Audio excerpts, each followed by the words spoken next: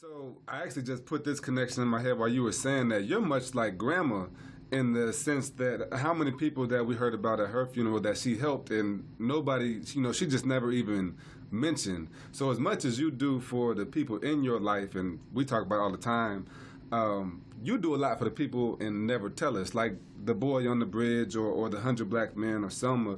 Why is it so important for you to give back to other people?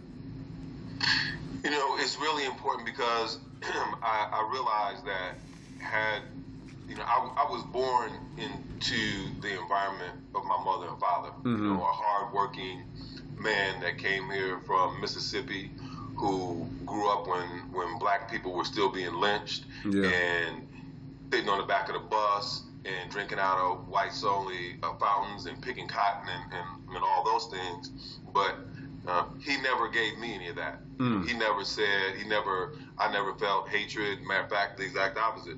Treat everyone the same, treat everyone based on who they are, the type of person they are, not what the color of their skin was. So I grew up with that from him as far as the work ethic is concerned, and from my mother, who was a disciplinarian, a God-fearing person, a caring person, a sympathetic person, a person who always had a good word for everyone. So there was nothing that I did to be born into that situation. Right. And that situation, being born to that mother and father, was something that I can't take credit for. If I had that mother and father, I would have been an entirely different person.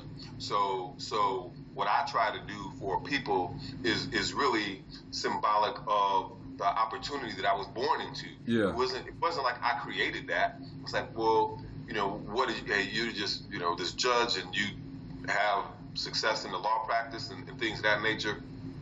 But had I not been born to that mother and father and taught me those things, which I had no control over, then I would have been an entirely different person. And that was one of the things that I could see in terms of the representation of people, and juveniles and adults, and not all of them, but some of them came from environments where their fathers weren't around, their mothers weren't around, they weren't being cared for, they weren't being loved appropriately, they weren't being given the proper discipline. And so some of the situations they ended up in were situations that were just emblematic of the environment they came up in. And so I knew that had I grown up in that environment, I could have been just like them. So in terms of the defense work that I did over all those years, I never looked at anyone that is, this is a bad person.